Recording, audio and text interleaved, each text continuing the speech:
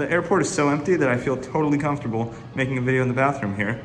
And I hope you enjoyed this video of what it's like to fly during Corona. So for those of you that are subscribed, thanks for watching. If you're new, also welcome. Last month, I bought a Porsche Cayenne Turbo 2004. To answer the question, does it make any sense to buy a cheap, older, luxury German SUV? The answer currently is no, it doesn't. I drove it from Los Angeles to Santa Barbara. It was great. Santa Barbara to San Jose, also fantastic. Drove it for a couple hours in San Jose. Even washed it, was really nice to it.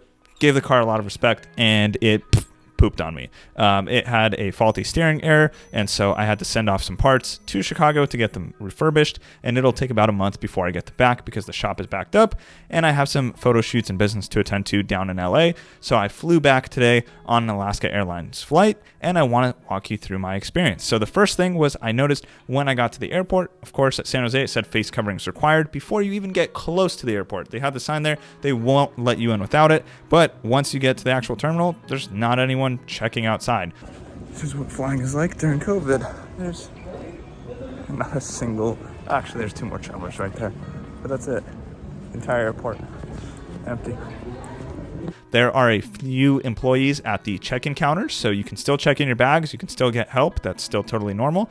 Then you go upstairs to the security check-in, and I have TSA pre-check, but that is completely useless right now because there is no line to shortcut past. So if you pay for the cheapest flight, you will still take about 2 minutes to get through security. It'll be you, the TSA guards, and that's probably about it. You just pull down your mask when you give them your ID, and nobody takes your temperature. So I was kind of surprised by that. I don't know if they're going to start doing that, but my temperature was not taken at any point. Anyways, I went through security check-in, went to check which gate my flight is at, and as you can see on the displays, there are very few flights departing and very few flights arriving, and some of the flights are canceled. Now, the thing is, I booked my trip earlier than I needed to get to LA because I was worried that a flight could get delayed or canceled due to a mechanical or scheduling error, and then I wouldn't be able to get another flight because there's so few. It's not like they could say, we'll just put you on the next flight. The next flight could be tomorrow or in 2 days or 3 days. A lot of the flights I saw from San Jose go San Jose to Phoenix or Salt Lake City and then to LA, and it'd be about 10 hours for what is typically a 50-minute flight.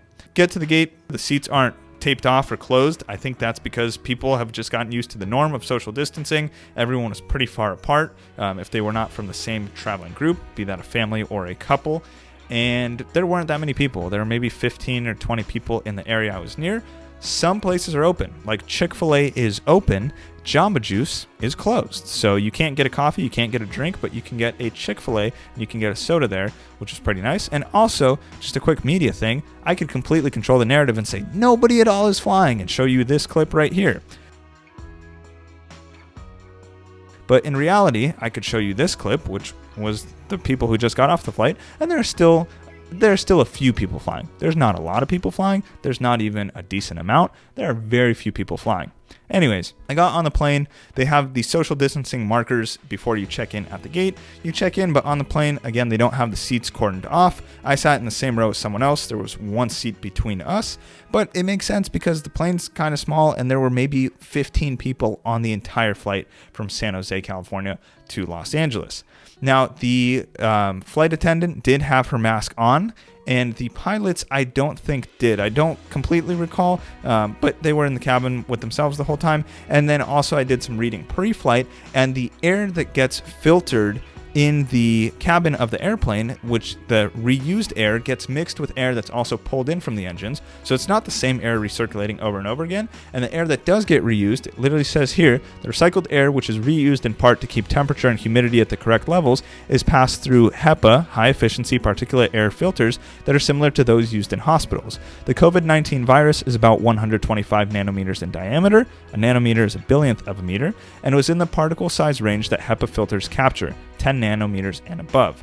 For reference, also another article I saw says that a typical bathroom vent, like if you're in a bathroom inside of a mall or a bathroom in an apartment that doesn't have a window, that air vent circulates the air, I think, 8 times per hour, whereas in an airplane, the air completely gets refreshed 20 to 30 times per hour. So that's more than 3 times higher refresh rate for the air that's being moved in a plane. And in a plane, the air moves down from the nozzles and goes vertically. So if you were to sneeze, it kind of stays in your area, but it should be contained in your mask because everyone's wearing a mask.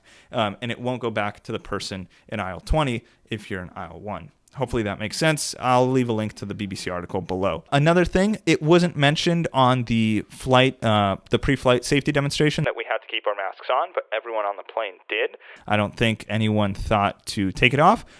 I don't know, maybe if they said you could take it off, I would have. I didn't mind it. I also wasn't on the plane for very long. It's a 50-minute flight, so I was just doing some work on my laptop, editing photos of a McLaren 720S and my friend Nick. And the other thing is, everything felt very clean in terms of the touch surfaces. So the air vent up top felt clean. I'm sure they're all sanitizing to a very high level with, Lysol wipes and disinfectants and bleach and whatever it is. But the seat felt clean. The seatbelt felt clean. There was, of course, no trash anywhere, no muck. There were no magazines in front of the seat. So everything that you touch is probably sanitized. The air is filtered.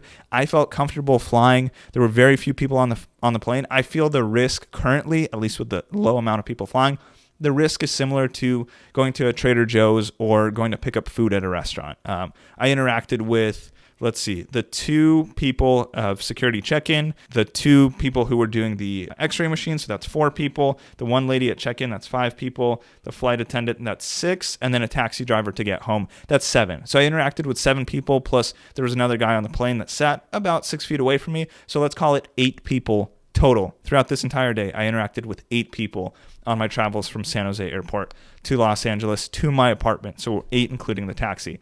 Now, one last bit.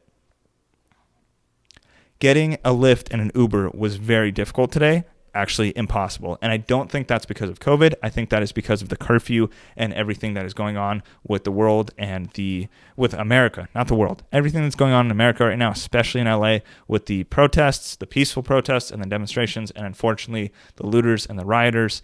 And so that has caused Lyft and Uber to not be available. This is really interesting. I'm at the Lyft pickup area. You can see the sign right there. And there's literally not a single car to pick up. That is the LAX shuttle you take from the terminals to this area, which is massive. Of course, there's no one here because of Corona, but there are no lifts. I can't get a lift on the app, but there are actual taxis and cabs all lined up right here and ready to go. So it's probably a lot easier for them to be out and about past curfew. It's around 7 p.m. right now.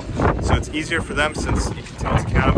And people who drive Uber and Lyft probably don't want to take the risk of possibly getting pulled over with the curfews going on in LA right now. And so I paid for a taxi today, which I haven't done in over a year. I've done it before in my life. I know I'm young, but I've still done it. Anyways, that was my flying experience. I just wanted to share it with you guys. I put it on this channel because it happened due to my Porsche Cayenne Turbo. I'll have an update video on that once the car is fixed in about a month. If you want to buy that car off me, leave me a comment. Maybe I'll sell it to you. If not, totally fine. I hope you appreciate this video. Share it with your friends and fly safely, my friends. Peace.